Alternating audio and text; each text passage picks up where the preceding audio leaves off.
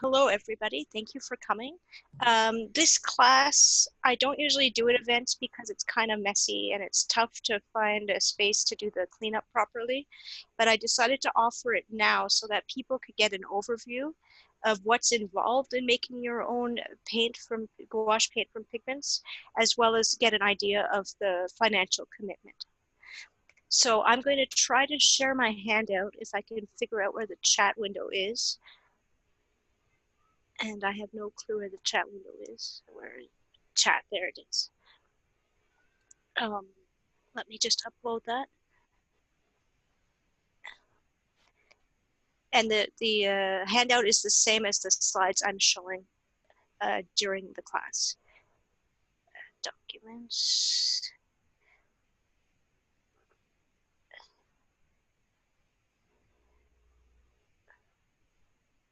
And PDF. Okay, so that should do it. There to log at home or remember some of the things that I mentioned. So what will you need to make paint? Well, you'll need some dry powdered pigments, obviously. We use chalk in gouache to make it more opaque. You'll need gum arabic solution. So I buy it from the Earth Pigments company in crystal form and then mix it according to the instructions on their website with purified water.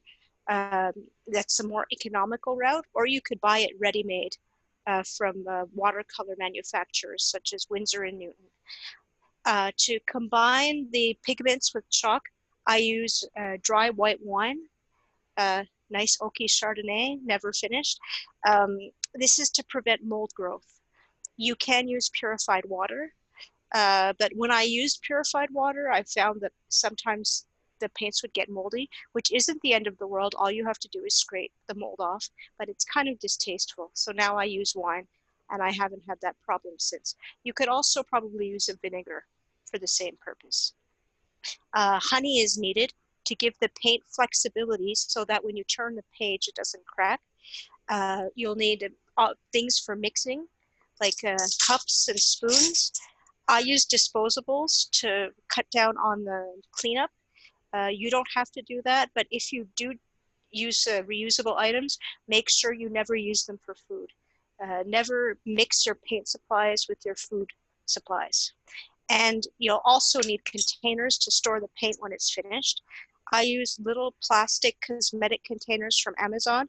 You can get a box of 50 for $6 to $8, depending on the color. For some reason, the transparent ones are the most expensive and the ones with the colored cap are the least. I'm not certain why, but they're extremely convenient. Oh, and I forgot to mention, if you have any questions, feel free to stop me at the time. So you'll also need some equipment. You'll need to grind the paints into the binder, which is the gum arabic solution, and you can use a professional looking Muller set. These go for $75 to $80 depending on the source. You'll need a solid glass, we prefer to use glass base for the grinding. You'll need a palette knife to scrape up the paint that you make and put into the container, and you'll need a scale to measure things by weight. Combining things by weight is much more reliable than combining them by volume. Now, just to give you an idea of alternatives that don't cost $80, when I started, I used a flat-bottomed shot glass instead of a Muller. This costs 35 cents from the secondhand shop, and it works perfectly well. And I've used it enough that I sort of scratched up the bottom. Scratching up the bottom is better because you get a better grip on the pigments and you're able to mix more efficiently. And instead of a professional Muller glass slab, I got a set of glass cutting boards on Amazon, 4 for $20, so individually $5 each, and it's well scratched up. So other alternatives include a glass from an inexpensive picture frame. The cheapest 11 by 14 picture frame at Michael's is $7, and it does go on sale for half price on occasion. So that would bring the cost of your glass down to $3.50. So these are worth considering. And also you could go to a tile shop and see if you could get a ceramic tile that's been damaged at a discount.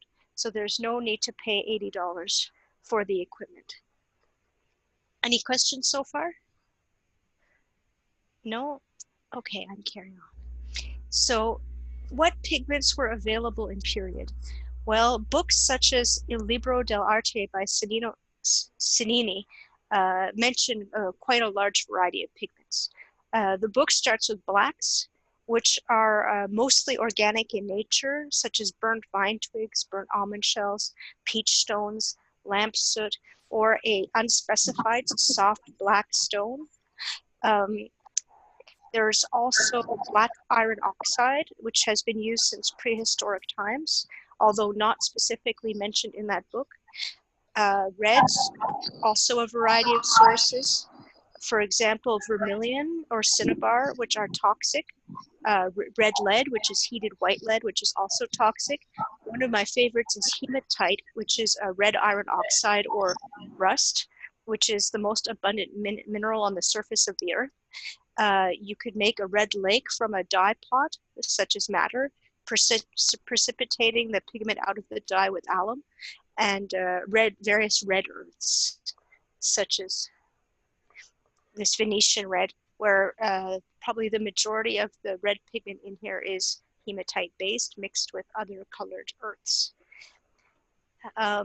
Yellows could come from earth ochres, which is primarily goethite mineral, lead tin yellow, which is toxic, orpiment, which is also toxic, saffron, and weld, which are organics and would presumably come from being precipitated with alum.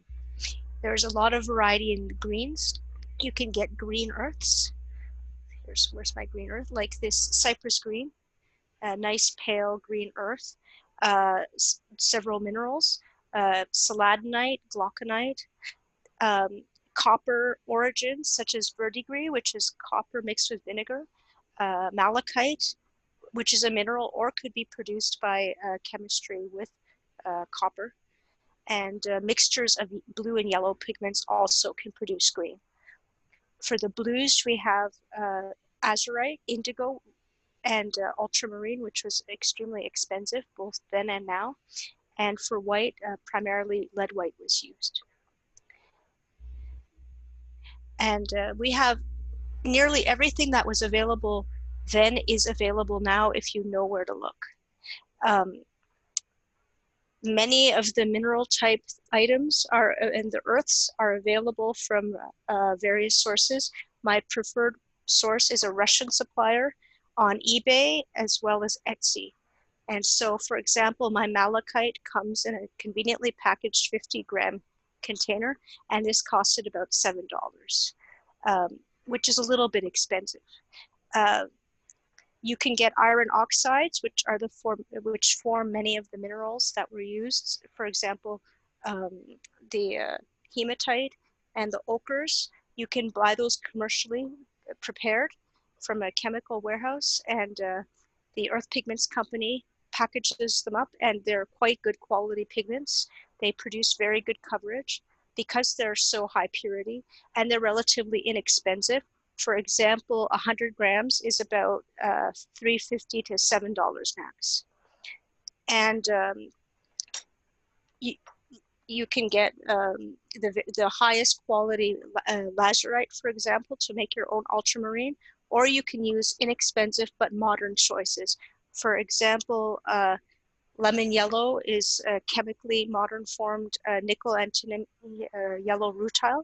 Chrome oxide is a beautiful green viridian, not historically accurate, but excellent coverage. It's the best green I've ever encountered, as a matter of fact. You can use modern cinnabar, which is not toxic, but it takes advantage of some recently discovered chemistry to bind a pigment, to bind a color to organic base. So you can see how pretty that is, but it doesn't give the best quality coverage. titanium white, which is extremely inexpensive, titanium oxide, an excellent white for doing white work because it's got a large molecule and it sits on top of other paints, or zinc white for mixing. These are all commercially available and easy to obtain. So how is gouache made in period? Well, this quotation is from Cennini, and in short, you take your pigment, you put it on a rock, you grind it, you mix it with water, and you work it for about 30 minutes until you get a good color, and then you scrape it off with a piece of wood shaped somewhat like a palette knife, and you store it in a container, keeping it protected from contaminants. So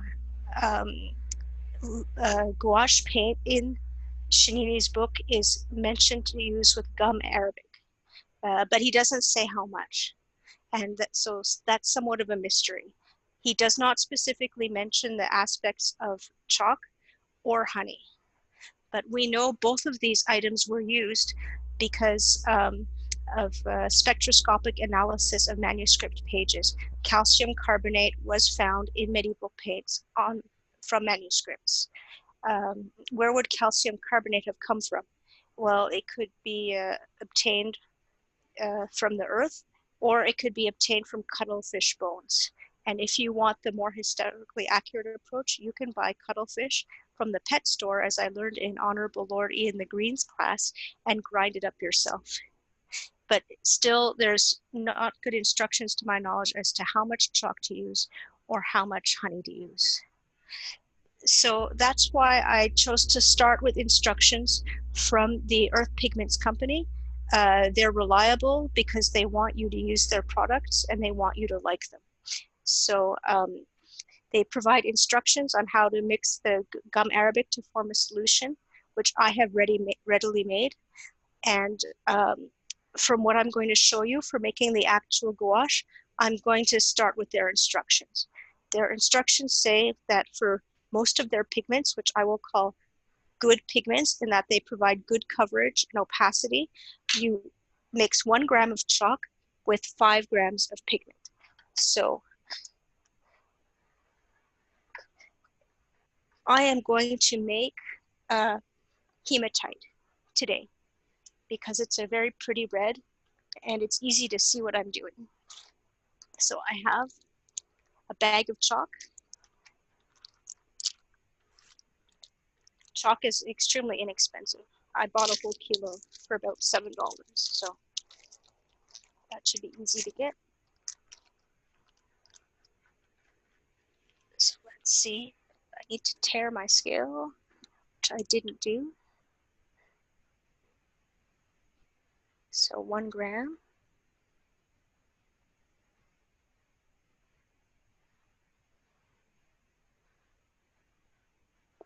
There we go, 1 gram. And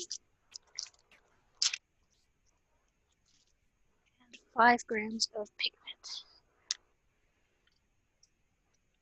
giving a total of 6 grams.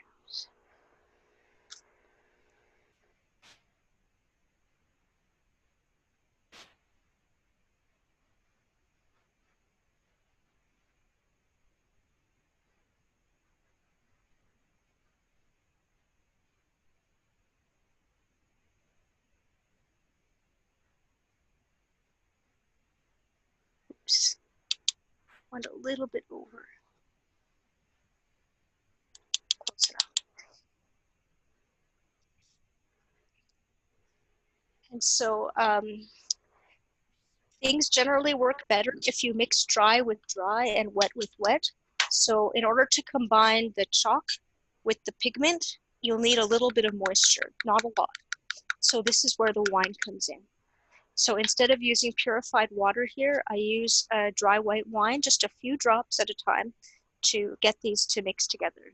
So I think you can see that. Oops. Just a few drops.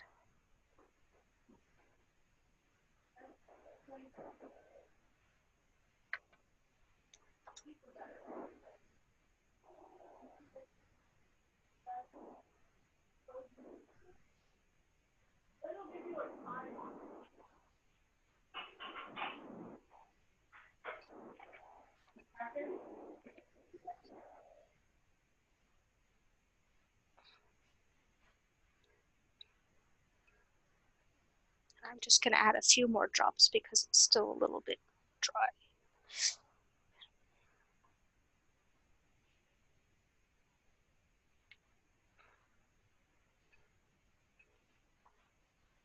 And note that if you add a little bit too much liquid at this stage, it's absolutely not a fatal error because the water will evaporate. You could just walk away for half an hour or make up a slightly runny paint and then allow it to evaporate in the container. I always use my gouache paint starting from dry, so I allow it to dry out in the small container and wet it up as I use it, much like a watercolor paint. So I think that this is looking pretty good. A little bit more moisture, I think. Still looks kind of dry.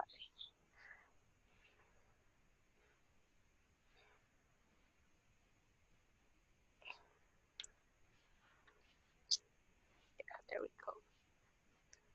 That's about right.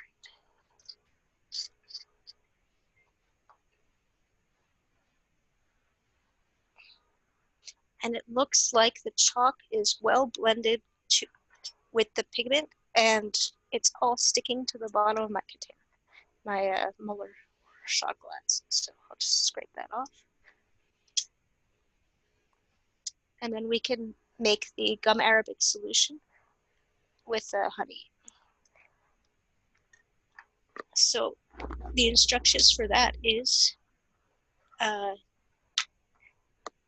2 grams of honey with 4 grams gum arabic solution.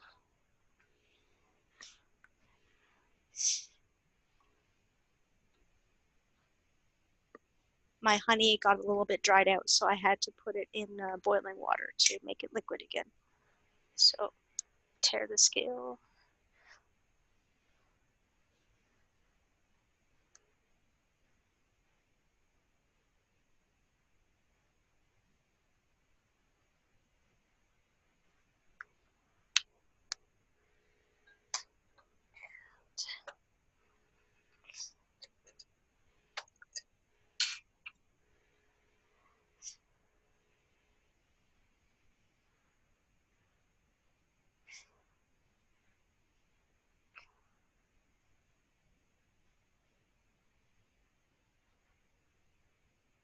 There we go, 6 grams.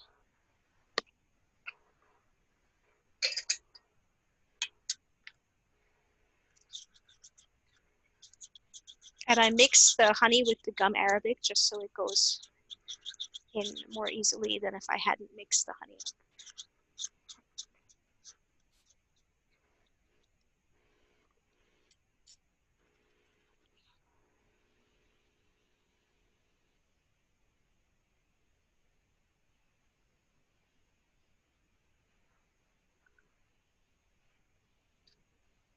So can you see that? Is the gum arabic kind of wants to travel everywhere. So with the Muller, I try to bring it back towards the center and combine it with the paste of the pigment and the chalk.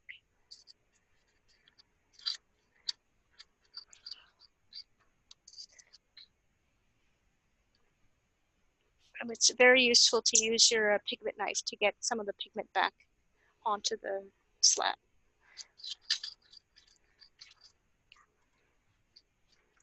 So this step is a little bit messy and it can take a while. So you're basically finished when you're satisfied that all of your pigment is combined with the gum arabic solution and it's no longer lumpy.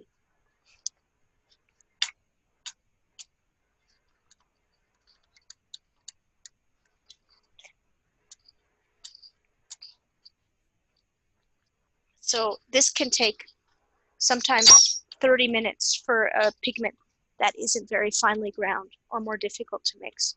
How well the pigment mixes with the binder can depend on some things, including how hydrophobic or hygroscopic it is. Some pigments suck up water like crazy, some pigments don't. But with patience, you will get there. It's also worth noting that excessive grinding with the Muller can affect the color of some of the pigments. For example, malachite. If you leave it coarse and don't grind it for very long, you get a nice, beautiful, brilliant green.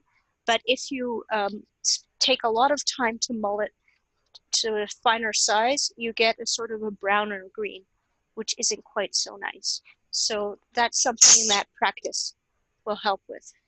And it's worth noting that for some of these pigments, Sinini does mention if caution needs to be taken with a particular pigment. So it's definitely worth checking his advice before embarking on something new. So I'm getting pretty close. It's still a little bit lumpy, but I'm definitely getting there. So does anybody have any questions while I sit here and grinding things in front of you?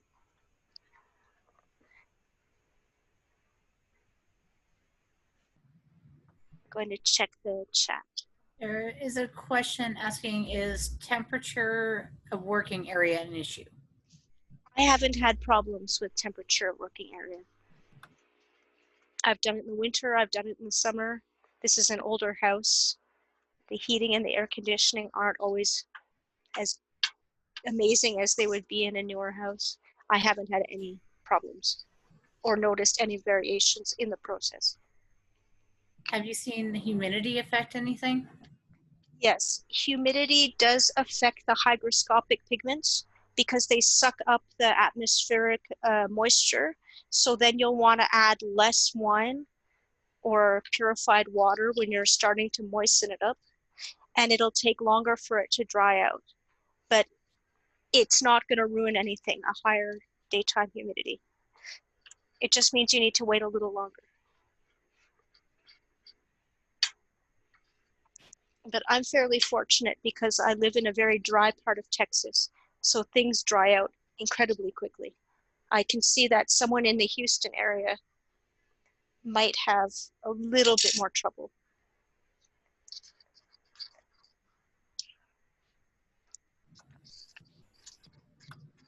There's another question in the chat. Is the pigment on the sides of the molar needing to be scraped back into the mixture? I'm sorry, could you please repeat that question? I had you drop out. Okay. Is the pigment on the sides of the molar needing to be scraped back into the mixture? Yes, yes, and that's what I'm doing now.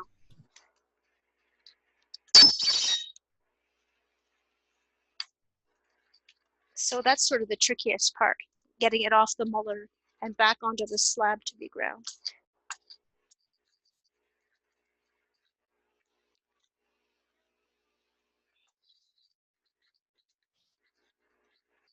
That's where all my fresh lumps are coming from, off the molar.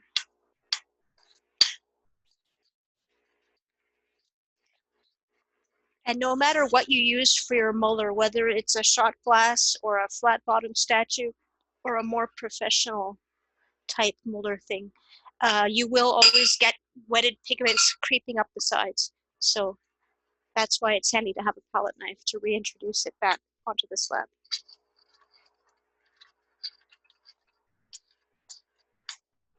And I think that this is looking pretty good.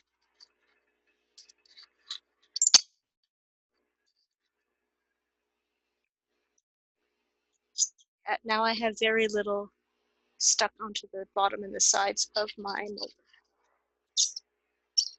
Cool. Okay, well, that one side anyways, now the other side. So let's see.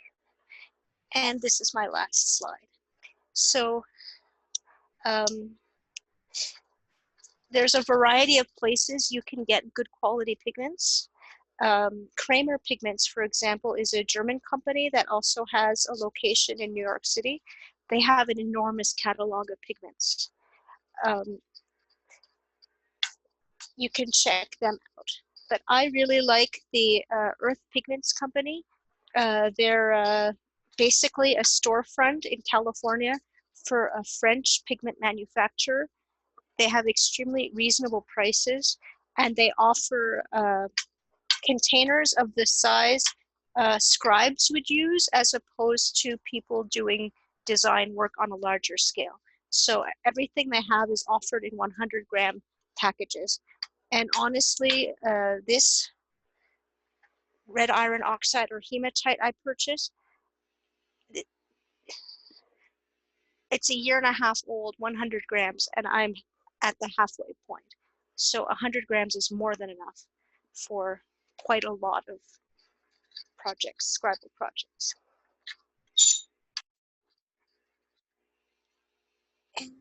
There are some comments in the chat. Somebody posted there is a YouTube channel that is nothing but videos of a lady making watercolor paint, same as gouache, but without chalk, via this method. Some have music and are just visual, and in some she talks about how to do it. And the channel is called Arlie Bean. And then there was also a suggestion for the pigment company you mentioned of Kramer, and there is a link in the chat to them. Thank you for sharing the information.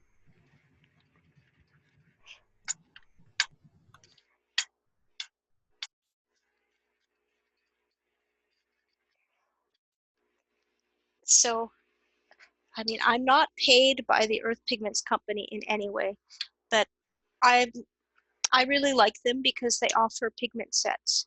So you don't have to think too hard what red do I get, what black do I get, what brown do I get. I bought their oxides pigment set full palette for $30. That was very reasonably priced, and it offers an additional discount over buying each one individually. So now I'm putting the paint away for storage. And you can see how easy this is with this palette knife. I really prefer a spade-shaped palette knife over one of the alternate shapes, such as this one. This one is not nearly as efficient, but I didn't know when I started, so I bought several different varieties. This spade shape is really ideal.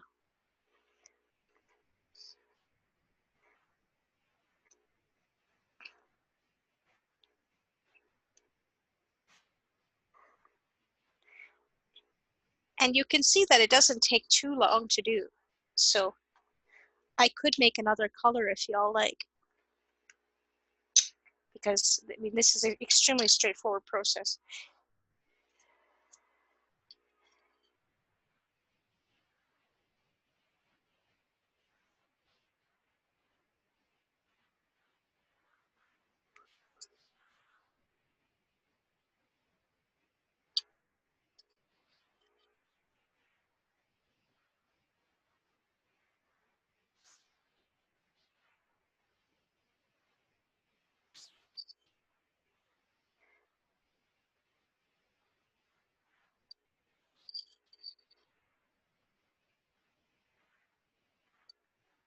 So you could ask, why would I be interested in making my own paint when there are commercial options widely available?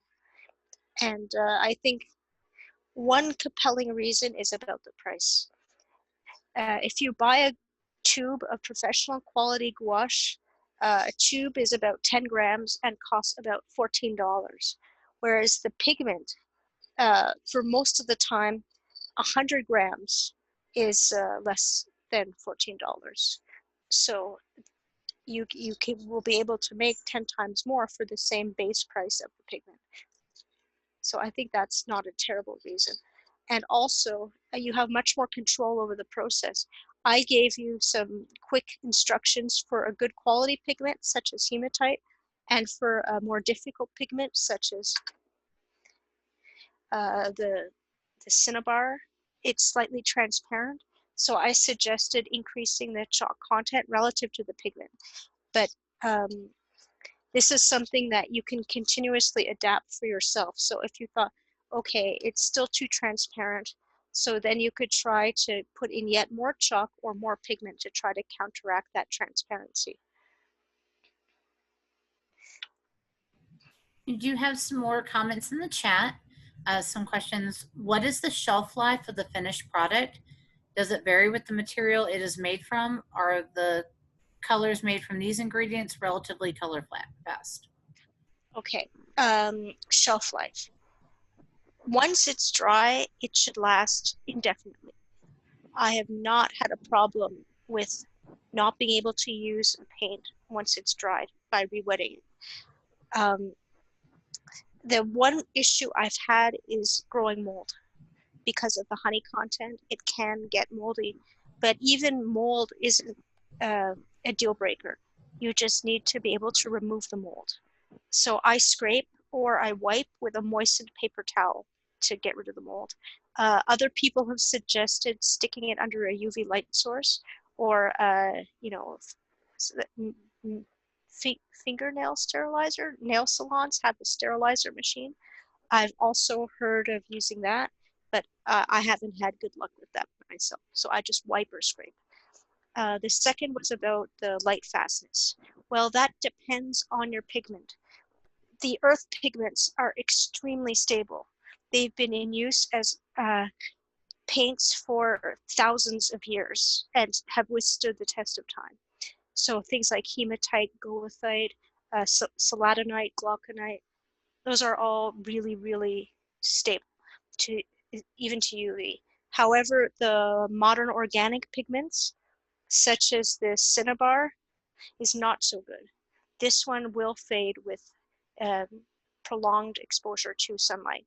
Most pigment manufacturers should warn you of this.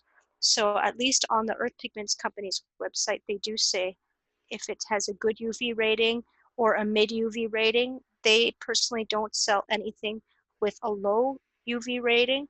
I'm pretty sure Kramer provides the same quality of information on their pigments. And you have another question of, which is better, storing the paint in glass jars or plastic? Well, I've never used glass simply due to lack of availability. It's just easier to get plastics and they're less breakable.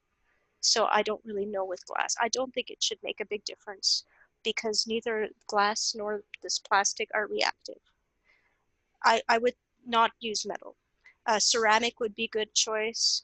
Uh, some scribes like to use a more historically accurate way of storing in seashells. Also not a bad choice. I've tried seashells, but I found it to be a little too messy for my liking. And then you have another question of, how is the fading of scrolls painted with self-made paints versus commercial paints? I honestly don't know because I haven't received the feedback on that. I think that counts on everybody who receives a scroll to frame it and put it on their wall.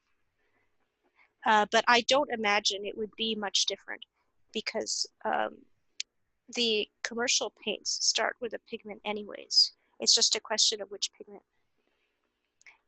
Ultramarine, like if you buy ultramarine from Winsor and Newton, it uses the same artificial pigment as the stuff from the Earth Pigments Company, so I wouldn't expect it to behave long-term any differently.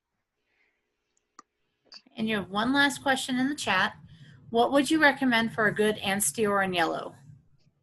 Oh, an excellent, excellent yellow is the yellow iron oxide or goethite. It's extremely easy to make. It's very strong. It has extremely good coverage. And I think it's pretty close to Ansteorra gold, but it does tend to be a little bit dark and it's non-metallic. I don't know if you can see that.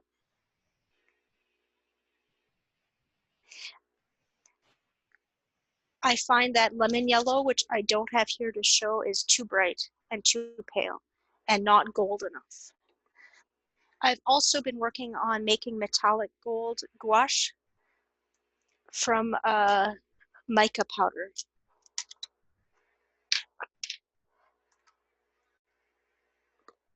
So this is a metallic mica powder, and I would also recommend this for an Ansteorra gold if you wanted a metallic gold.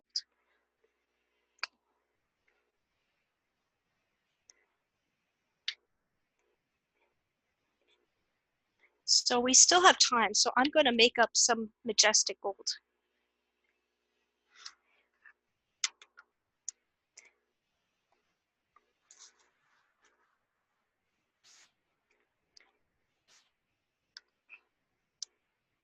And majestic gold doesn't quite have the opacity of the oxide pigments. So I'm going to up the chalk to 2 grams and use 4 grams of pigment.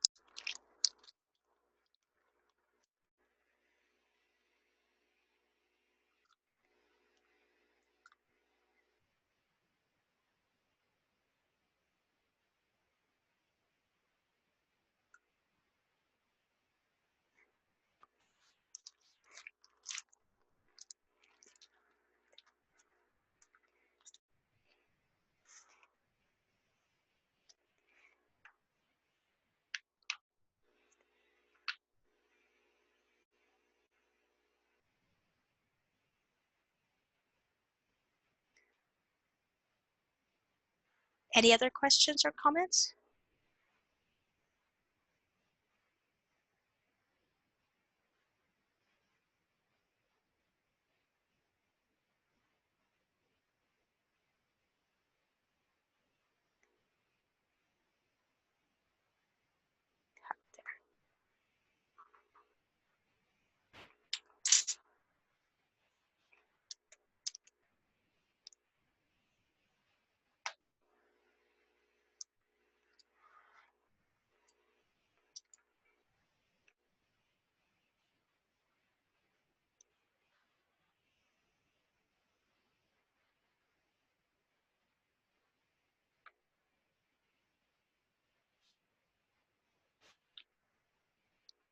You can see that this one's a little bit more hydrophobic because the liquid doesn't stick in the pigments. It just sort of scooches off of it.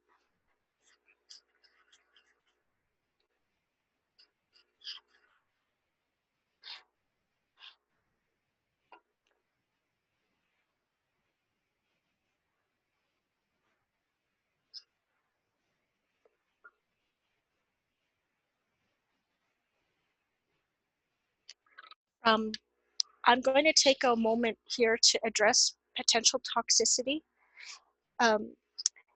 Be sure to carefully inspect your source's website for toxicity information.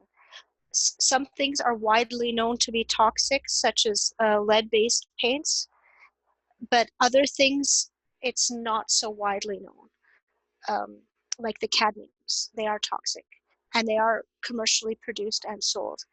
So I strongly recommend to thoroughly read all documentation associated with a pigment prior to purchasing and handling it. The earth pigments are generally non-toxic, as are everything on the Earth Pigments Company website, entirely non-toxic.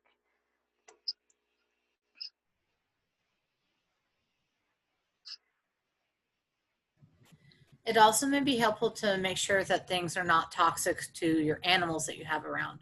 Because while it might not be toxic to human, it might be to a cat who would be curious when you're making paint. That's an excellent point. Luckily, my peanut takes no interest whatsoever in this, but I could see that with cats, it could be more problematic. There is one optional ingredient for this manufacturer, which I have chosen to leave out. It's glycerin. It keeps the paints moister for longer, but seeing as I dry out my paints, I don't really see this as a benefit, so I omit it. And I vaguely recall that glycerin is toxic to cats, but I could be wrong on that. So someone please correct me if I'm wrong.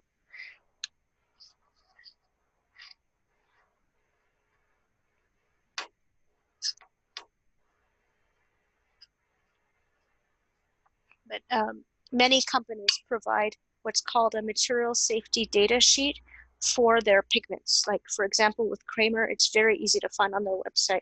So I strongly recommend reviewing the material safety data sheets.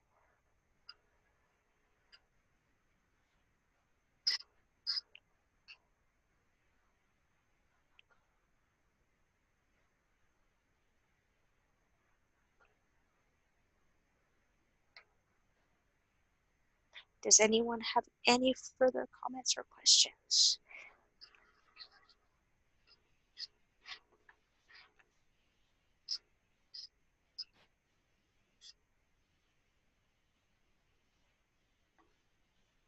you can see that I'm having a much tougher time pasting this one up as I did with the red iron oxide.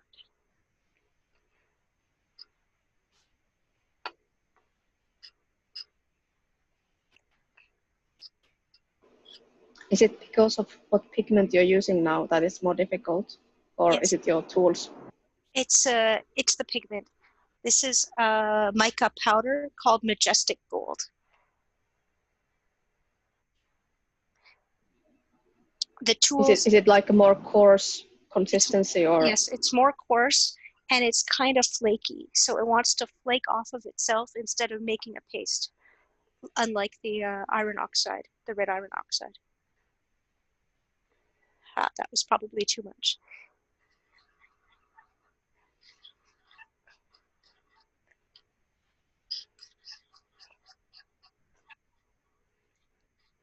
But I was motivated to try to make mica gouache because I haven't really been very happy with the commercial gold gouaches. I find that when you wet them up, the gold powders kind of fall out of the solution easily. So it's very difficult to get a single consistent coat of commercial gold gouache on paper. And so I figured, you know, how bad could mine possibly be? And this one turns out to be pretty good with the amount of chalk I've added, which is 2 grams of chalk to 4 grams of pigment. I can get a consistent coat with 1 layer. So I declared that a victory. Do you have a question from the chat? Are there any respiratory issues involved in working with these materials? I'd suggest working in a well-ventilated space, and it's always recommended to wear a mask when dealing with fine particulate. Now, I don't make a lot of, I guess, I tend to put them down and get them wet pretty quickly so as to not have a lot of particulate in the air. But I'd recommend, if that's a concern, absolutely wear a mask, like a powder mask that you can get at the hardware store.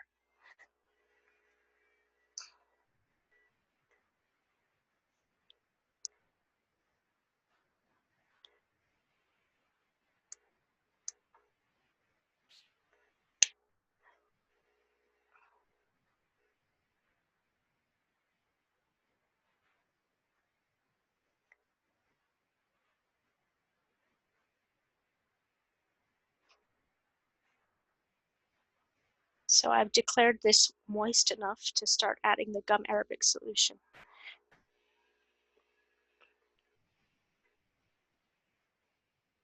Okay, so 2 grams of honey, 4 grams of gum arabic.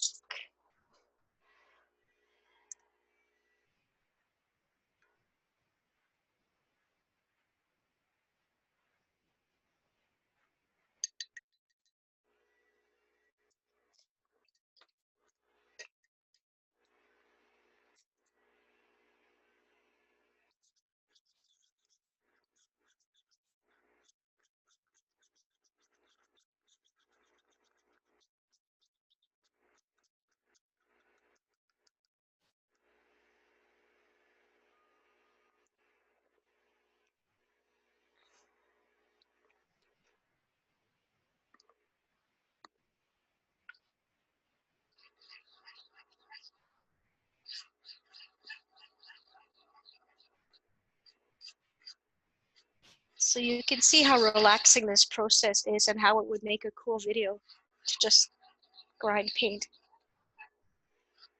So thank you for the information on that YouTube channel.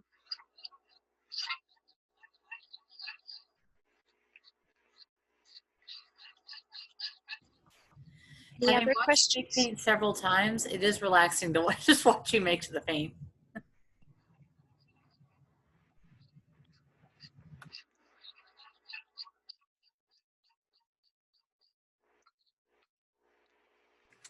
The last time I went and helped, I worked up a sweat.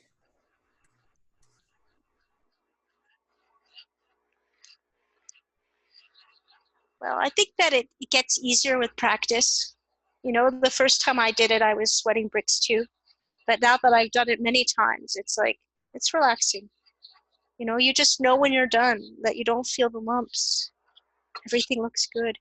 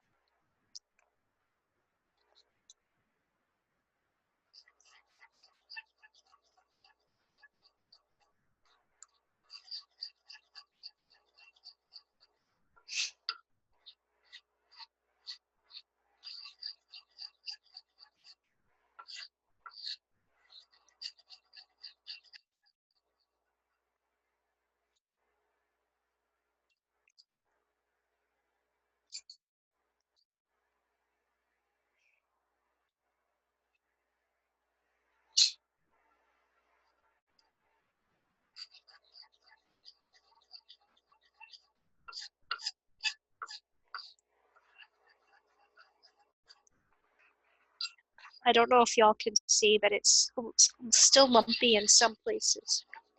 So it will need some more grinding.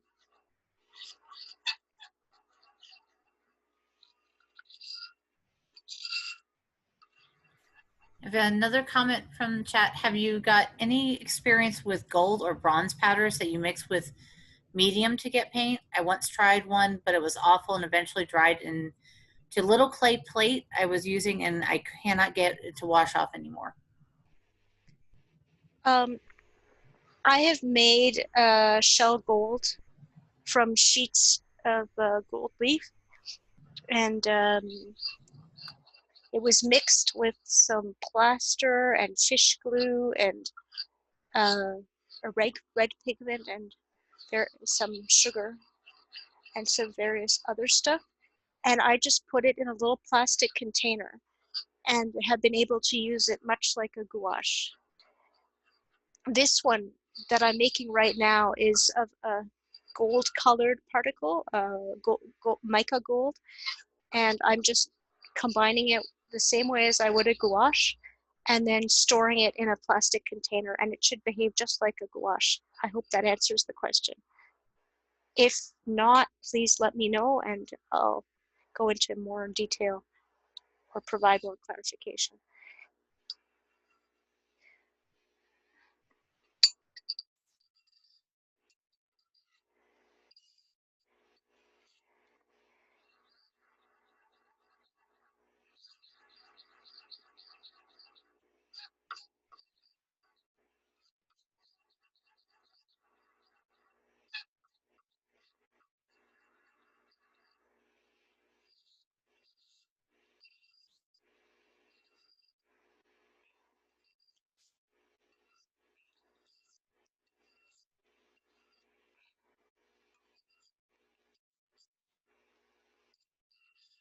So in my opinion, this one looks pretty good. It's not lumpy.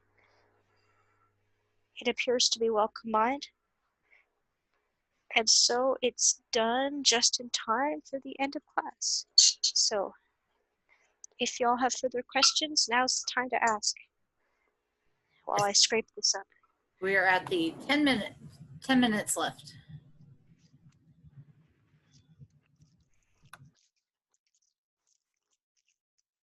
Well, I hope that you all have gained some insight into this process and have some idea of the time and financial commitment required to make your own paint. And if you have any questions on that, please feel free to ask. You do have a question from the chat. Is it better to have much fluid or too little fluid while mixing pigments? It's better to have more fluid than less. Because if you don't have enough fluid to start with, you can't really combine things. And getting the lumps out is practically impossible, very, very difficult.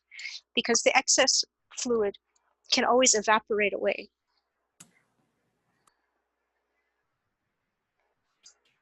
In one time when I was making the paint and my hand totally slipped, and instead of putting drops of the wine in, it was like a puddle. And so I just walked away for half an hour and most of it evaporated. Problem solved.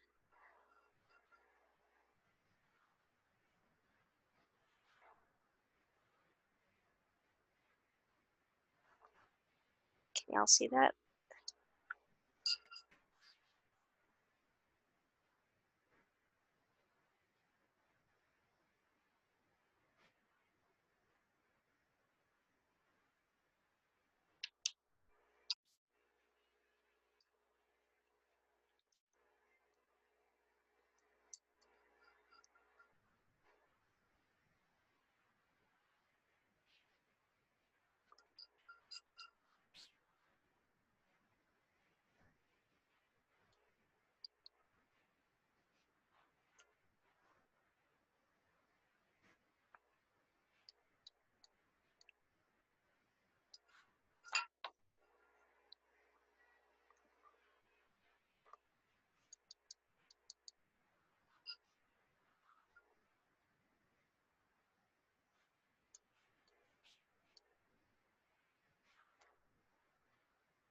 So, any further questions?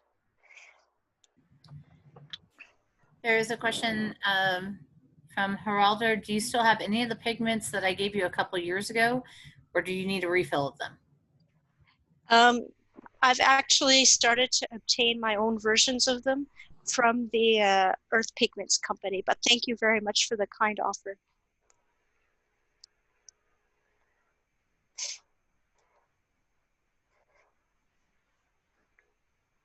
And I'd like to say a few more words about the Earth Pigments company. I don't think they started their catalog with the SCA scribe in mind. What they had was, I guess, French native pigments, as well as chemically made pigments like the iron oxides. These are laboratory produced or manufactured commercially.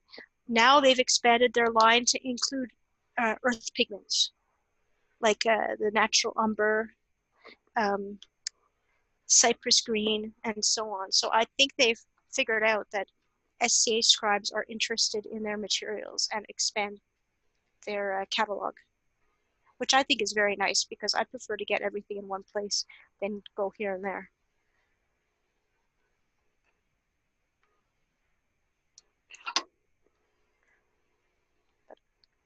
But I have no affiliation with them whatsoever. They do not pay me.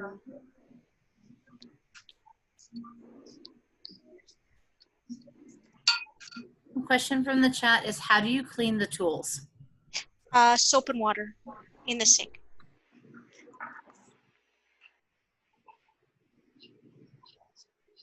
Dish soap is fine, hand soap is fine. I also have a dedicated sponge that never touches dishes or food preparation items. And I just put a squeeze of hand soap, like a soft soap on that, and just scrub everything down.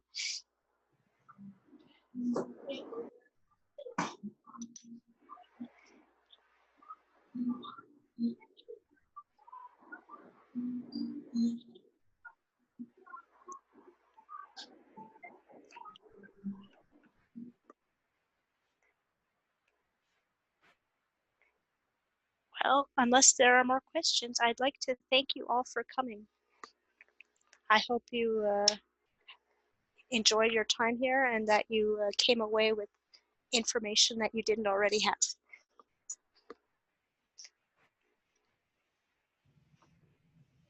Thank you very much for teaching. And thank you for moderating, Lady Serena. Thank you. And we have about 5 minutes left, and the next one in this room is building your Scribal library. Yes, and I need to do the cleanup because I've made an enormous mess. Maybe y'all can see. Mess. So I need to clean it. So I'm going to leave while I clean. Okay, I will go ahead and stop recording. Thank you all.